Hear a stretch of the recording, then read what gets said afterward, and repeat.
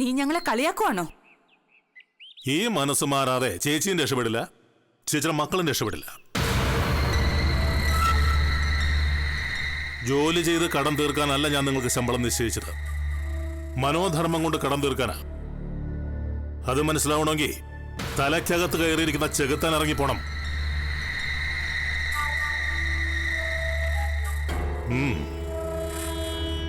ആശ്രയിച്ച് വരുന്നവരെ ആട്ടിപ്പായിക്കുന്നവനല്ല നരേന്ദ്രൻ. അകത്തോട്ട് ചെന്നാട്ട് രണ്ടുപേരും അടുക്കളയിൽ വല്ലതും ഇരിപ്പുണ്ടെങ്കിലേ എടുത്ത് തിന്നിട്ട് പഴയ പണി തന്നെ തുടങ്ങിക്കോ. പഴയ പണി എന്ന് വെച്ചാൽ എന്ത് പണിയാ? എനിക്കിട്ട് പാരോപ്പാ. ആണോന്ന് പറ. അല്ല. എന്നെ സ്വത്ത് കൊള്ളയടിക്കലാണോ? അല്ല. പിന്നെ ഞങ്ങളെ കൊല്ലാൻ ശ്രമിക്കലാണോ? നിങ്ങളുടെ കടം തീർക്കലാണ് നിങ്ങളുടെ ജോലിന്ന് മനസ്സിലായോ? ചെല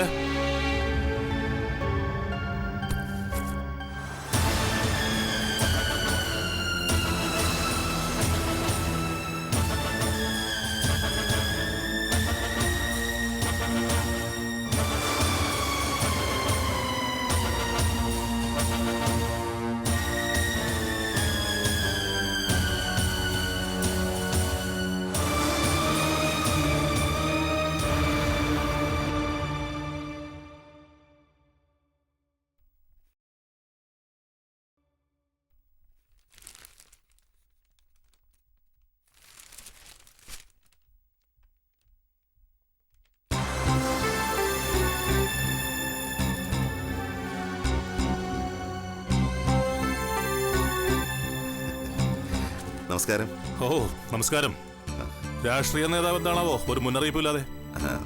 സത്യം പറഞ്ഞ ഞാനൊരു സന്ധി സംഭാഷണത്തിന് തയ്യാറായി വന്നത്. നമ്മൾ ഇതിനു മുമ്പും സന്ധി സംഭാഷണം നടത്തിയതെല്ലാം പൊളിഞ്ഞതല്ലേ, ഇനി എന്തിനാ വീണ്ടും? ഞാനൊരു രാഷ്ട്രീയക്കാരനായതുകൊണ്ട് ഒരിക്കലും പ്രതീക്ഷ കൈവിടില്ല. രാഷ്ട്രീയത്തിൽ ഞങ്ങൾക്ക് ചർച്ചകളും സന്ധി സംഭാഷണങ്ങളും ഇല്ലാതെ പിടിച്ചു നിൽക്കാൻ പറ്റില്ല. മിസ്റ്റർ തമ്പിക്ക് അതറിയാലോ. മാരത്തൺ ചർച്ചകൾക്കൊടുവിലാണ് സീറ്റ് വിഭജനവും മന്ത്രി പദവി പങ്കിടലും ഒക്കെ നടക്കുന്നത്. വാളെടുത്ത് വെട്ടാനോങ്ങി നിൽക്കുന്നവനെ കൊണ്ട് ഞങ്ങൾ കീജായി വിളിപ്പിക്കും. നിങ്ങളുടെ പ്രതീക്ഷകൾ കൊള്ളാം. അമ്മോ ശീതൾ, ഞാനങ്ങനെ രാഷ്ട്രീയ നേതാക്കന്മാരായിട്ട് ഇണങ്ങാറുമില്ല പിണങ്ങാറുമില്ല. കഴിയുന്നിടത്തോളം അവരെ ഒഴിവാക്കും. മുരളീകൃഷ്ണൻ ഇരിക്കണം.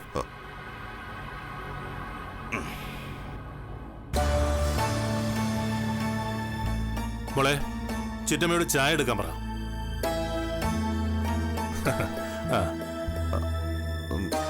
ഈ കുട്ടിക്ക് സംസാരിക്കാൻ കഴിയില്ല അല്ലേ? അവള് നല്ല ഭംഗിയായിട്ട് സംസാരിക്കും, ശബ്ദമില്ലെന്നേ ഉള്ളൂ. എന്തിനാ കുറെ ശബ്ദം? കാര്യം മനസ്സിലായ പോലെ.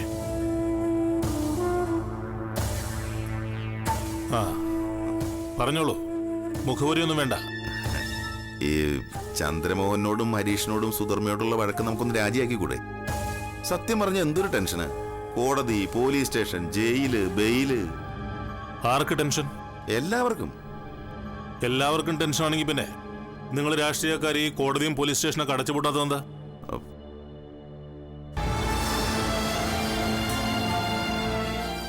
മിസ്റ്റർ തമ്പി, അങ്ങനെയല്ല ഞാൻ ഉദ്ദേശിച്ചത്.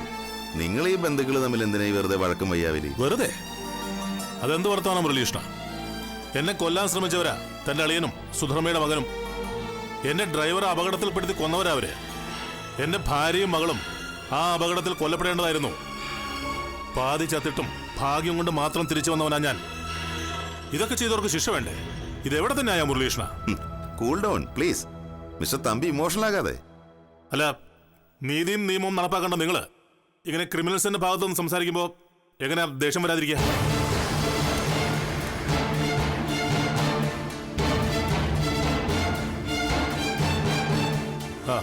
ചായ കഴിക്കേ. താങ്ക്സ്.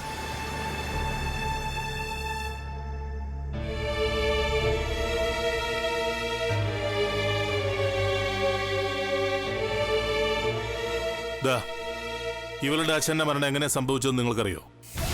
നിങ്ങളുടെ അളിയനും ഹരീഷും കൊട്ടേഷൻ സംഘവും ചേർന്ന് രാത്രി കാറ് തടഞ്ഞു നിർത്തി തലക്കടിച്ച് വീഴ്ത്തി. പോലീസിന്റെ മുമ്പിലും സുധർമ്മയുടെ മുന്നിലും അവർ ആ കുറ്റം ഏറ്റു പറഞ്ഞു തന്നെ. പക്ഷേ വിജയേഷൻ അതിൽ നിന്നൊക്കെ റിക്കവർ ചെയ്ത് വന്നല്ലോ. ഹാർട്ട് അറ്റാക്ക് വന്നല്ലോ എങ്ങനെ മരിച്ചത്? അല്ല, അല്ലെന്ന് എനിക്ക് ഉറപ്പാ.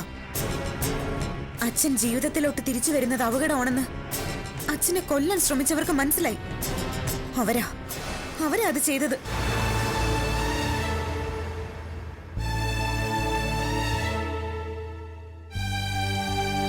അങ്ങനെ പറയല്ലേ മാഡം. വിജയകൃഷ്ണൻ മരിക്കുമ്പോ എന്റെ അളിയനും ഹരീഷും ഒക്കെ ഗോവയിലാ. ചെയ്യിച്ചതാ മറ്റുള്ളവരെ കൊണ്ട്. എന്നിട്ട് സംശയം തോന്നാതിരിക്കാൻ ഹരീഷും ചന്ദ്രമോഹനും ഗോവയിലേക്ക് പോയി.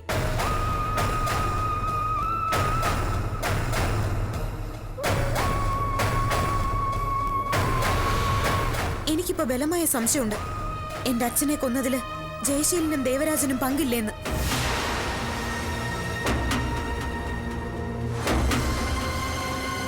അച്ഛൻ മരിച്ച രാത്രി അവര് രണ്ടുപേരും ഈ വീട്ടിലുണ്ടായിരുന്നില്ല. വെളുപ്പാങ്കാലത്ത് അവരെവിടുന്നോ ഈ വീട്ടിലേക്ക് കയറി വരുന്നത് ഞാൻ കണ്ടു.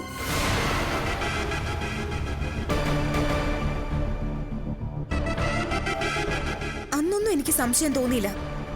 പക്ഷെ ഇപ്പോ ചന്ദ്രമോഹനും ഹരീഷും ദേവരാജനും ജയശീലനും തമ്മിലുള്ള കൂട്ടുകെട്ട് കാണുമ്പോ എനിക്ക് തോന്നുന്നു അവര് തമ്മിലുള്ള കരാർ ഇങ്ങനെയായിരുന്നു എന്ന്. ജയശീലനും ദേവരാജനും ചേർന്ന് എന്റെ അച്ഛനെ കൊല്ലുക, പകരം ചന്ദ്രമോഹനും ഹരീഷും ചേർന്ന് എന്റെ ഭർത്താവിനെ ഇല്ലാതാക്കുക. കറക്റ്റ്. അത് തന്നെ സംഭവിച്ചേ. ഇങ്ങനൊരു ഇക്വേഷൻ എനിക്ക് ഇതുവരെ കിട്ടിയിട്ടില്ല. അമ്മുവിന്റെ ഈ കണക്കൂട്ടിൽ ശരിയാവാനായിട്ട് 99% സാധ്യത ഞാൻ കാണുന്നുണ്ട്.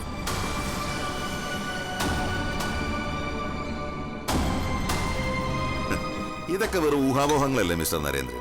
നമുക്ക് കാര്യത്തിലേക്ക് തിരിച്ചു വരാം.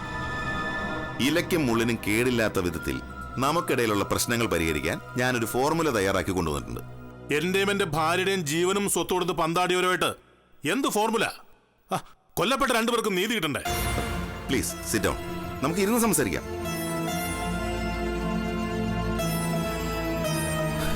സി മിസ്റ്റർ നരേന്ദ്രൻ, യുദ്ധം കൊണ്ട് ആരും ഒന്നും നേടുന്നില്ല.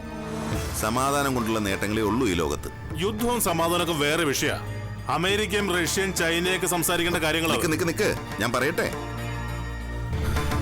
ചന്ദ്രമോഹന്റെയും ഹരീഷിന്റെയും പേരിലുള്ള കേസുകൾ പിൻവലിക്കുക. പാലപ്പടിക്കൽക്കാരുടെ പ്രോപ്പർട്ടി എല്ലാം തിരിച്ചു കൊടുക്കുക. നിങ്ങളുടെ ലോൺ അതിന്റെ പലിശ സഹിതം ഏതെങ്കിലും പ്രോപ്പർട്ടി വിറ്റ് സുധർമ്മ തിരിച്ചടയ്ക്കും. നോക്ക്, പിന്നെ നമ്മൾ തമ്മിൽ യാതൊരു വഴക്കുമില്ല. ഇതാരാ? ഏത് കോന്നറ ഈ ഫോർമുല ഉണ്ടാക്കിയേ?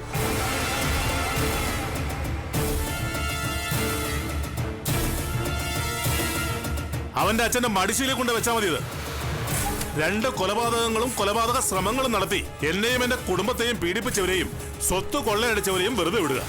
സകല നഷ്ടങ്ങളും മാനഹാനിയും ജീവഹാനിയും എല്ലാം സഹിച്ച് ബാക്കിയുള്ളവരും മിണ്ടാതിരിക്കുക. എവിടത്തെ ഫോർമുലയാണോ ഇത്? ഏത് മറ്റോടത്തെ രാഷ്ട്രീയക്കാരൻ? സന്ധി സംഭാഷണം പോലും. ഇതിന്റെ പേര് സന്ധി സംഭാഷണം എന്നല്ല, തന്റെ ചന്തയ്ക്ക് നല്ല ചൂരിൽ വെച്ച് 2 പൊട്ടിക്കേണ്ട സംഭാഷണം എന്നാ. മിസ്റ്റർ തമ്പി, നിങ്ങൾ തലമറന്ന് എണ്ണ തേക്കരുത്. പാലപ്പടിക്കലെ പ്രോപ്പർട്ടി അവിടുത്തെ പെൺമക്കൾക്ക് അവകാശപ്പെട്ടതാ. വേറെ ഏതോ വീട്ടിൽ നിന്ന് വന്ന തെണ്ടിച്ചെക്കന് വിറ്റ് വ്യഭിചരിക്കാനുള്ളതല്ല അത്. പാലപ്പടിക്കലെ പ്രോപ്പർട്ടിയെ കുറിച്ച് പറയാൻ നിനക്കെന്തടി അവകാശം? എന്റെ ഭർത്താവ് മരിച്ച സ്ഥിതിക്ക് എനിക്കും ഞാൻ പ്രസവിച്ച എന്റെ മക്കൾക്കും അവകാശപ്പെട്ട സ്വത്താത്. ഞങ്ങൾ തീരുമാനിച്ചോളാം അതെന്ത് ചെയ്യണോന്ന്. അത് നിങ്ങൾ മാത്രം തീരുമാനിച്ചാ പോരാ. പാലപ്പടിക്കൽ വിജയകൃഷ്ണൻ എന്റെ അച്ഛനാണെങ്കിൽ അത് ഞാനും കൂടി തീരുമാനിക്കും. അതിനുള്ള അവകാശം എനിക്കുണ്ട്. നിനക്ക് വേണ്ട. സുധർമ്മ പാലം ചുരുട്ടി വായടച്ച് നിന്നാ മതി. ഇത് പാലപ്പടിക്കൽ വീടല്ല, നരേന്ദ്രൻ തമ്പിയുടെ വീടാ. മിസ്റ്റർ മുരളീകൃഷ്ണൻ, നിങ്ങളുടെ ഫോർമുല ഇവിടെ ചെലവാവില്ല. ഇതിന്റെ പേര് ഫോർമുല എന്നല്ല, കുറെ ക്രിമിനൽസിനെ രക്ഷിക്കാൻ വേണ്ടി നിങ്ങൾ ഉണ്ടാക്കിയ നീതി നിഷേധം.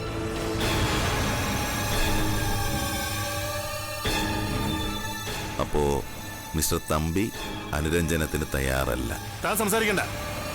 അനുരഞ്ജനം കുറെ വാക്കുകൾ കാണാപ്പെടാൻ പഠിച്ചു വെച്ചിട്ടുണ്ട്. അതിന്റെ അർത്ഥം എന്താണെന്ന് അറിയോ എനിക്ക്?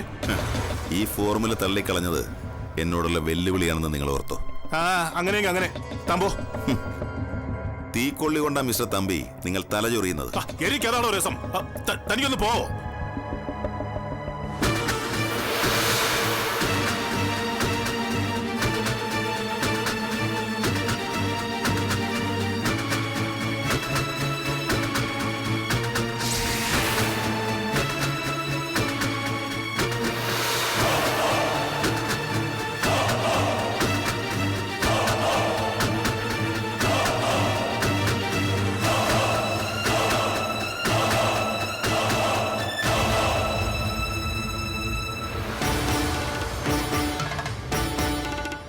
നരേന്ദ്രൻ തമ്പിയെ ഇനി ഞാൻ പഠിപ്പിക്കാൻ കളി താൻ കരുതിയിരുന്നോ?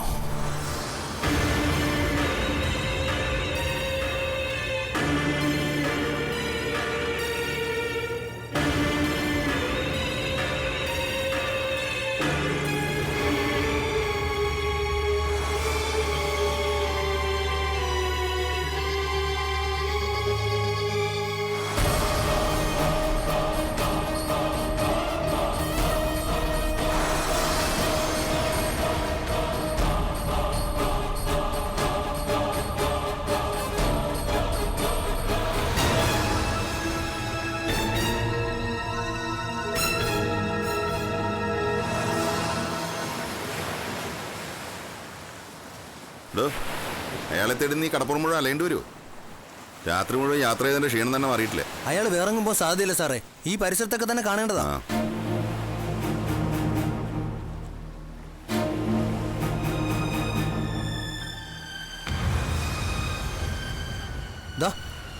അതാ സാറേ രാഘവൻ.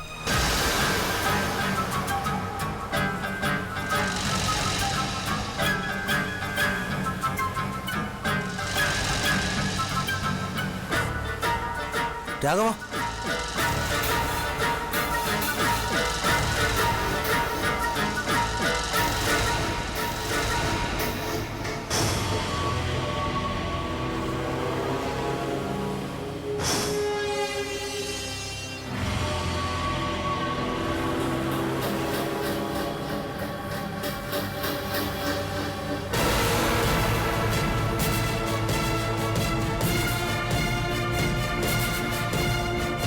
താനാണോ രാഘവൻ? അതെ സാറേ. എന്താ സാറേ? അല്ല, ഈ ഫോട്ടോയിൽ തനിക്ക് മീശയുണ്ടല്ലോ. മീശ എടുത്ത് കളഞ്ഞതാ സാറേ. ആ എടോ, കാണാതെ ഒരു കൊട്ടേഷൻകാരുണ്ടല്ലോ യതീന്ദ്രൻ, അവന്റെ അളിയൻ രാഘവൻ താൻ തന്നെയാണോ? അതെ സാറേ. എന്റെ പെങ്ങളെയാ യതി കല്യാണം കഴിച്ചിരിക്കുന്നത്. തന്നോട് എനിക്കൊരു കാര്യം സംസാരിക്കാനുണ്ട്. എന്താ സാറേ? ഒക്കെ ഞാൻ വിശദമായിട്ട് പറയാം. തന്നെ കാണാൻ വേണ്ടി മാത്രമാണ് ഞാൻ പത്തനംതിട്ടന്ന് 10-400 മൈൽ കാർ ഓടിച്ച് ഇങ്ങോട്ട് വന്നത്. പത്തനംതിട്ടയെന്നോ? തനിക്ക് പരിചയമുള്ള സ്ഥലം തന്നെയാണുള്ളത്. ആളിനെ കണ്ടുകിട്ടിയില്ല സാറേ, ഇനി ഞാൻ പൊയ്ക്കോട്ടെ? ഓക്കെ മോനെ, വലിയ ഉപകാരം. തൻ്റെ എല്ലാ ചരിത്രവും എനിക്കറിയാം.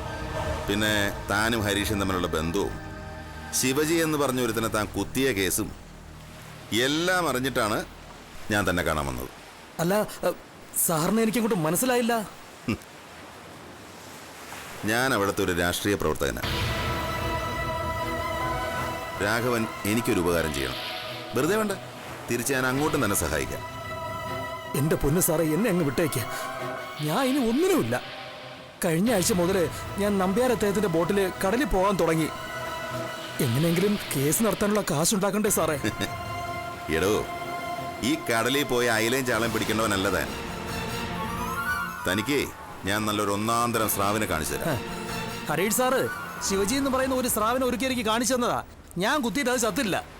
ഇപ്പൊ കൊലപാതക ശ്രമത്തിലാ കേസ്. നീരാളി പിടിക്കും പോലെ ഒരു പിടുത്തവും പിടിച്ചതാ. ദേ, എന്റെ കഴുത്തുപഴി ശരിയായിട്ടില്ല. എടോ, തൻ്റെ കഴുത്തും തലയും ഒക്കെ ഞാൻ നേരാക്കി തരാം. പോലീസ് കേസിൽ തന്നെ ഞാൻ രക്ഷപ്പെടുത്തിയാ പോരെ? അത് ഞാൻ ഏറ്റു.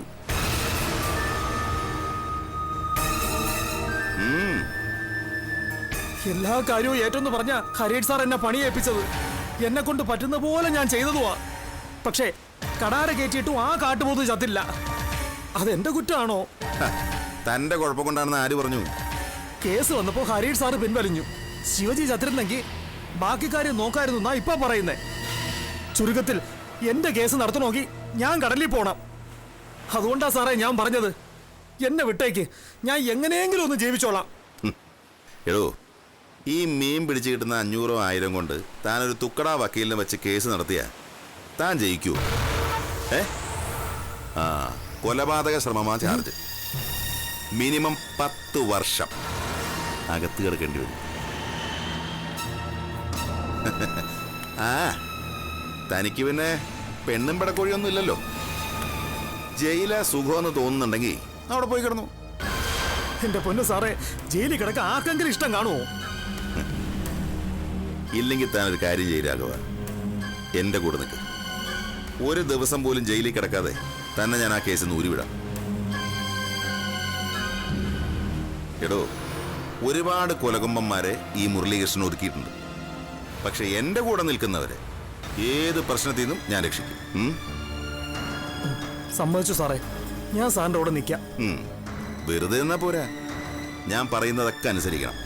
ഓ ശരി സാറേ.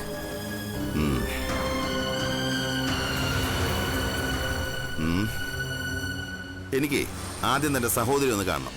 അതായത് യതീന്ദ്രന്റെ ഭാര്യ. അവരിപ്പോ വീട്ടിൽ കാണുമല്ലോ. വീട്ടിൽ കാണത്തില്ല സാറേ, 1-2 വീട്ടിലൊക്കെ അടുക്കള പണിക്ക് പോകുന്നുണ്ട്.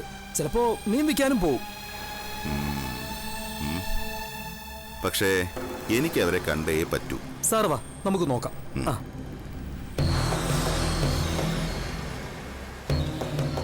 വാ സാറേ.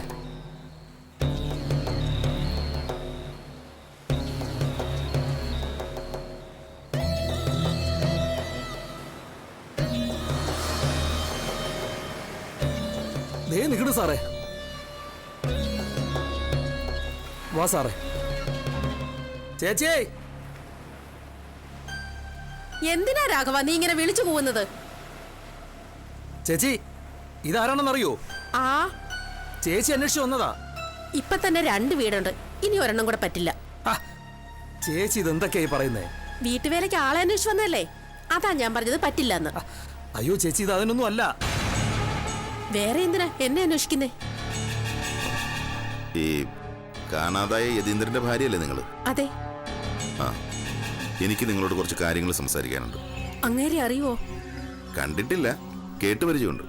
കേട്ടറിഞ്ഞ് ഓരോരുത്തർ വന്നാ അങ്ങേരെ ഓരോരോ കൊള്ളരുതായ്മയ്ക്ക് കൂട്ടിക്കൊണ്ടുപോയത്. എന്നിട്ടിപ്പോ എന്തായി? അങ്ങേര് ചത്തോ ജീവിച്ചിരിപ്പുണ്ടോ എന്ന് പോലും അറിയില്ല. അല്ല, ഭർത്താവിനെ കാണാതായിട്ട് നിങ്ങൾ ഇതുവരെ പോലീസിൽ പരാതി ഒന്നും കൊടുത്തില്ലേ?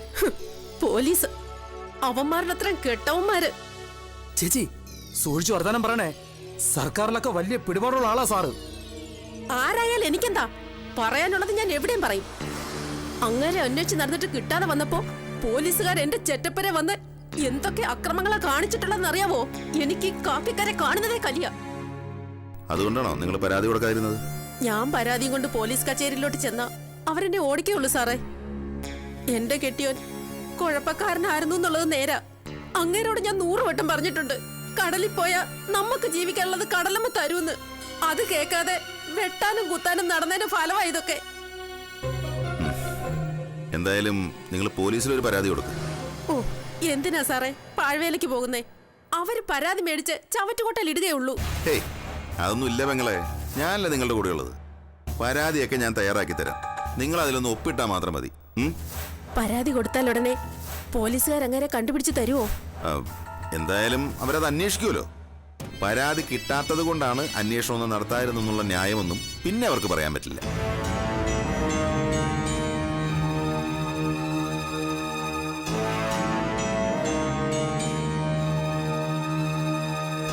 പോലീസൊക്കെ ഈ സാറ് പറയുന്നിടത്ത് നിൽക്കും. അതുകൊണ്ട് ചേച്ചി ഒന്നും പേടിക്കണ്ട. യതിയുടെ പേര് പറഞ്ഞ് ഒരു പോലീസുകാരൻ ഇനി നിങ്ങളെ ഉപദ്രവിക്കില്ല. അക്കാര്യം ഞാൻ നോക്കിക്കൊള്ളാം, പോരെ? ഓ മതി. രാഘവ, താൻ ഇവരെയും കൂട്ടി നേരെ പോലീസ് സ്റ്റേഷനിലേക്ക് വരാം. ഞാൻ അവിടെ കാണും. പരാതിയൊക്കെ ഞാൻ തയ്യാറാക്കി വെച്ചേക്കാം. ഓ വന്നേക്കാ സാറേ.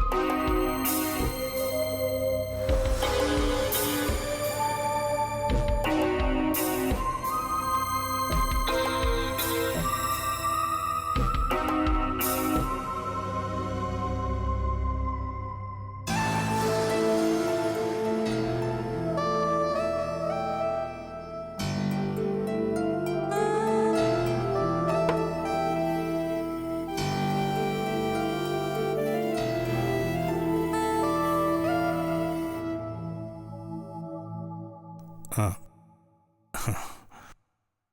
എന്താ ഇത്ര വലിയ ആലോചന? ഹേയ് ഒന്നുമില്ല. എന്തോ ഉണ്ട്. സത്യം പറഞ്ഞാൽ എനിക്ക് തന്നെ അറിയില്ല ഞാനെന്താ ആലോചിക്കണേന്ന്. അത് കൊള്ളാലോ. അവനവൻ എന്താ ആലോചിച്ചു കൂട്ടുന്നേന്ന് അവനവന് തന്നെ അറിയില്ലെന്നോ? പിന്നെ ആർക്കാ അറിയാവുന്നേ? അതല്ലടി, ഒരു ടെൻഷൻ. നമുക്കെതിരെ എവിടെയോ എന്തൊക്കെയോ നടക്കുമെന്നൊരു തോന്നല്. നമുക്കെതിരെ എപ്പോഴും നമ്മുടെ ശത്രുക്കൾ ഓരോന്ന് പ്ലാൻ ചെയ്തുകൊണ്ടിരിക്കുകയാണല്ലോ. അത് നമുക്കറിയില്ലേ? ഇതങ്ങനെയല്ല, ഒരാപത്ശങ്ക. പ്രത്യക്ഷത്തിൽ ഒരു കുഴപ്പവും കാണാനില്ല, എന്നാലും അടിത്തട്ടിൽ എവിടെയോ ഒരു ശത്രുഭീതി.